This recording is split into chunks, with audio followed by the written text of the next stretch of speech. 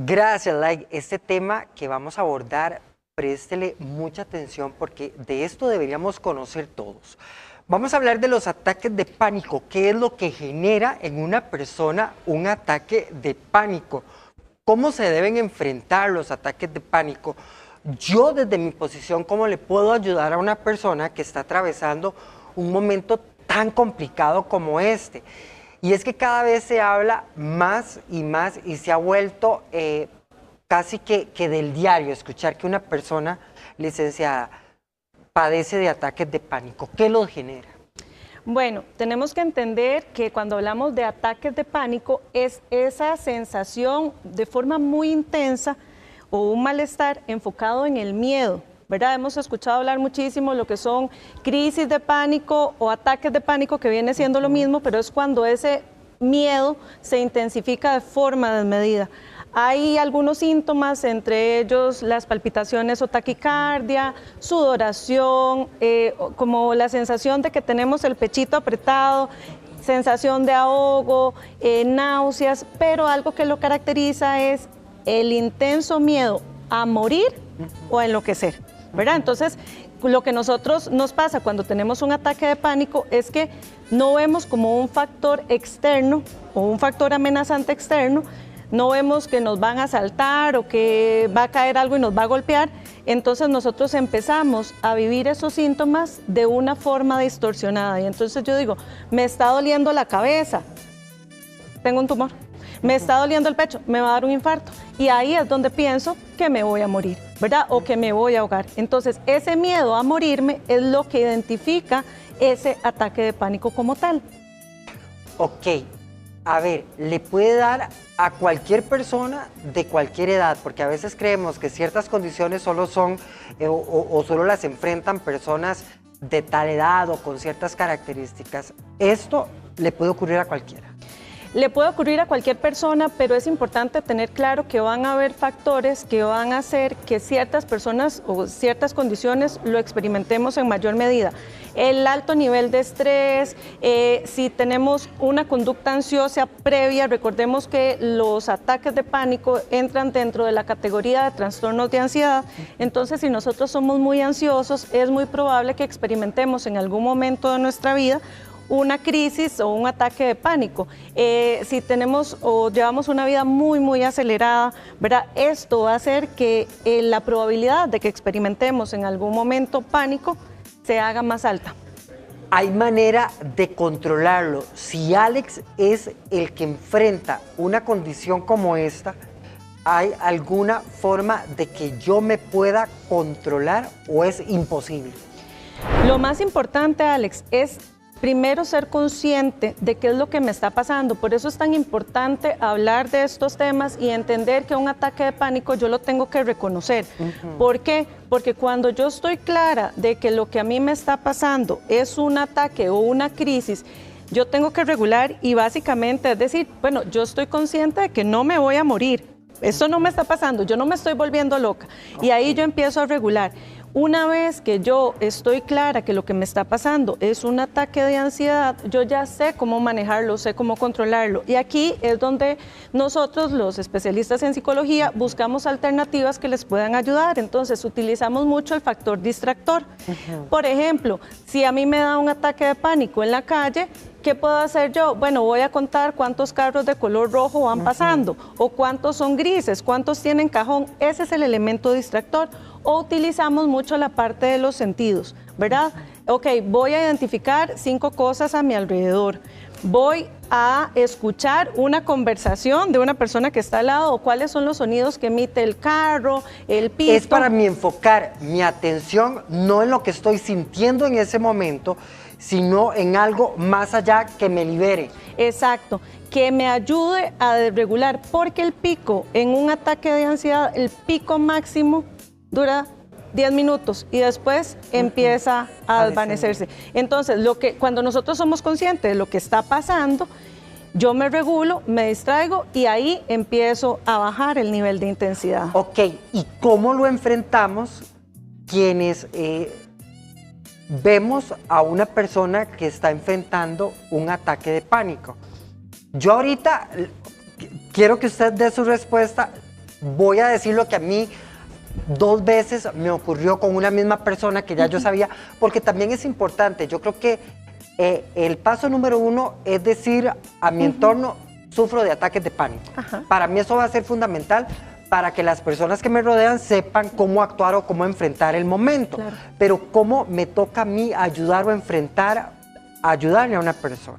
Primero, justamente conociendo que es un ataque de pánico, porque a veces podemos distorsionar, ¿verdad? No sé qué le está pasando y resulta que me dice que le duele el pecho y yo también creo que le está dando un infarto y me lo llevo para la Cruz Roja, ¿verdad? O al hospital.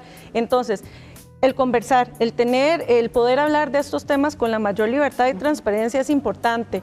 El poder preguntar cuál es la necesidad. Ocupa un abrazo, ocupa que le dé la mano, ocupa que lo sostenga, que lo contenga, ¿verdad? Y una técnica que a mí me gusta mucho es siempre andar un confite en el bolso, porque una persona que está sufriendo un ataque de pánico, yo le puedo dar un confite, decirle cuáles son los sabores que usted siente, o pase ese confite de la derecha o la izquierda, ¿verdad? O inclusive, ¿cómo los podemos ayudar? Yo le digo, bueno, Alex, usted va a seguir mi brazo. Y yo levanto el brazo y usted lo sigue con la mirada.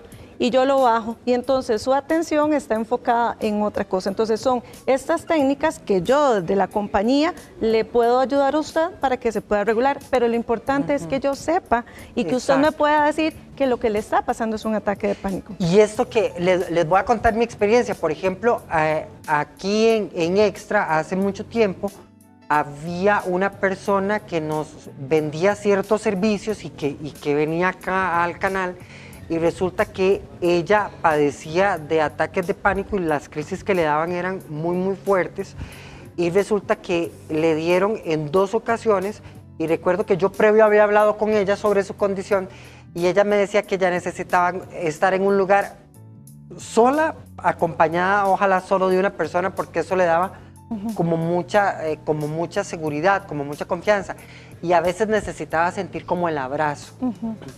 Entonces recuerdo que en 2 ocasiones a esta muchacha le dio un ataque, lo que hice fue que me la llevé para el baño, le decía que todo iba a estar bien, que supiera que era parte de su condición, no sé qué, y cuando ella lo permitía, sí lo abrazaba, porque también me parece que en medio de la crisis hay que dar espacios también, porque te puedes volver asfixiante. Exacto, y justo lo que ella hacía, le decía cuál era su necesidad, ¿verdad? El hecho de salir inclusive a caminar o los ejercicios de respiración y relajación ayudan mucho. Pero ¿qué es lo que yo necesito? Yo necesito, en este caso, estar sola, pero sentirme acompañada. Entonces, esto nos va a ayudar muchísimo. Es importante, Alex, también, y ahora usted utilizaba la palabra seguridad. Cuando nosotros empezamos a tener ataques de pánico, ¿verdad? Que no es lo mismo ataques que trastorno. El trastorno es cuando está esta ansiedad anticipatoria a que se den y se dan de manera recurrentes, las personas empiezan a cambiar o tener comportamientos diferentes enfocados en la parte de seguridad. Entonces ya no salen de la casa, se empiezan a aislar, lo que antes yo iba al supermercado, ahora le digo a alguien que haga los mandados, ¿verdad? Y empiezan a limitar mucho su vida social y personal. Entonces, a veces no es solo la crisis o cuáles son los síntomas que me pasan, sino identificar cuáles son esas conductas que yo tengo que están alterando mi funcionamiento a nivel laboral, personal, familiar, porque esto viene mucho a empobrecer la dinámica de ser social. A minimizarnos. Totalmente, porque empezamos a meternos en este rol de seguridad, que entonces yo me quedo en mi casa porque ahí yo me siento más segura, ¿verdad? Y no me da el ataque de pánico, es la zona segura, y entonces empiezo a debilitar un montón de áreas importantes en mi vida. Ok, en el caso, por ejemplo, cuando ya estamos grandes, cuando somos adultos, a veces pues es más fácil identificar lo que nos está pasando, pero cuando son menores de edad que están empezando a presentar esta condición, ¿cómo yo como padre de familia hago para ayudarlos, para meter mano, para decir, ok, algo aquí no está bien, tengo que buscar ayuda para que me ayuden, porque claramente pues será algo nuevo para muchos? El trastorno de pánico aparece en las etapas más bien de la adultez temprana o final de la adolescencia, ¿verdad? Se habla más o menos de los 25 a 35 años. Actualmente lo escuchamos mucho, uno dice, uy, no, a mí me da un pánico o yo le tengo pánico, ¿verdad? Sí, y se ha normalizado de forma errónea. Exactamente, entonces la palabra pánico la utiliza el niño de la escuela que me da pánico exponer, el adolescente me da pánico que me vean, que se me vea el ombligo, todo esto. Entonces es importante que identifiquemos si lo que los chicos o en edades más tempranas están experimentando son estados ansiosos, ¿verdad? Porque a veces tendemos a confundir muchísimo la ansiedad con el pánico. Entonces, ver cuáles son esas conductas ansiosas que está presentando el menor, ante qué situación se están dando o qué es lo que lo potencializa o qué lo desencadena, ¿verdad? Que a diferencia del ataque de pánico no hay un factor detonante, sentimos nada más que estábamos de la nada, por decirlo así, y se me subió ese miedo intenso, ¿verdad? Que a diferencia de un ataque de pánico, yo digo, bueno, yo me enojé con mi compañera del cole, ¿verdad? Y tuvimos un pleito ahí, hay un factor que desencadena que yo sienta ansiedad al día siguiente de llegar a ver a mi compañera. En el ataque de pánico no sucede eso, no hay un factor desencadenante, pero sí es importante prestar atención a nuestros hijos, ¿verdad? A los adolescentes, cuáles son esas conductas que tienen y poder educar, Alex. Yo creo que es la parte más importante porque a veces nosotros confundimos ansiedad con estrés, estrés con pánico, ¿verdad? Y todo esto viene a desinformar muchísimo a la población y vemos papás, desde luego, muy preocupados, pero muy alarmados por situaciones que podrían desencadenar algún trastorno o algo más allá, simple y sencillamente porque no sabemos qué es lo que está pasando con el chico. Y al final de cuentas todo se reduce en calidad de vida de la persona que sufre esta condición. ¿Cómo se trabaja? ¿Se trabaja a nivel psicológico? ¿Se trabaja, se apoya con alguna farmacología también? ¿Cómo se trabaja?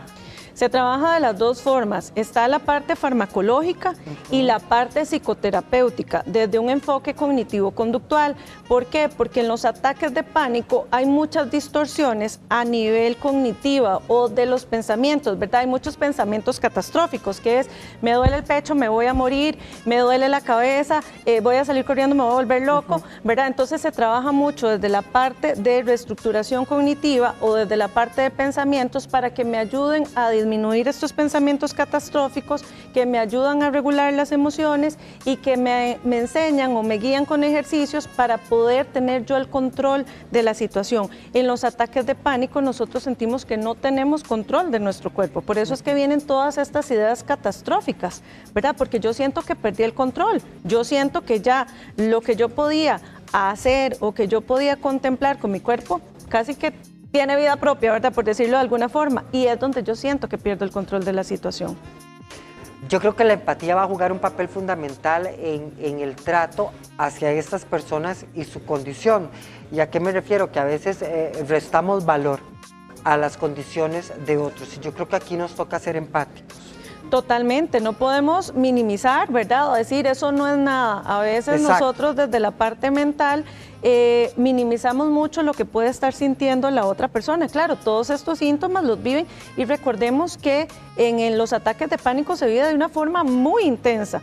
Está ese miedo como emoción que todos sentimos ante una situación de amenaza, pero en un ataque de pánico es un miedo que sobrepasa todas las líneas. Entonces, decirle a esa persona, no tenga miedo, esté tranquilo, eso no es nada, usted lo que quiere hacer es drama, realmente lo que viene es a minimizar ese malestar, y son muchísimas, Alex, las personas que padecen de trastornos de ansiedad, de trastornos de pánico, ¿verdad? Donde no podemos nada más decir que eso no está pasando porque a mí no me ha pasado, porque yo lo manejo de una forma diferente. Es entender que cada uno de nosotros tiene una forma de afrontar las situaciones, que tiene una forma de regularse emocionalmente, pero que sí está pasando algo. Ok. Bueno, yo creo que la empatía, conocer, ponernos en los zapatos de otros y conocer además sobre la condición, yo siento que es nuestra responsabilidad si queremos un mejor lugar para convivir. Licenciada, números de teléfono, redes sociales, bueno, ahí está apareciendo su Instagram, que es @dra.veracampos. ¿Y hay algún número de WhatsApp? Sí, sería el 8816-8412. Si hay alguna duda, este tema es tan amplio, Alex, que se nos hace chiquitito el tiempo. Pero cualquier duda, cualquier consulta, con mucho gusto ese número para atenderlos. Bueno, era nuestra experta Vera Campos quien nos hablaba justo de los ataques de pánico. Dani, adelante.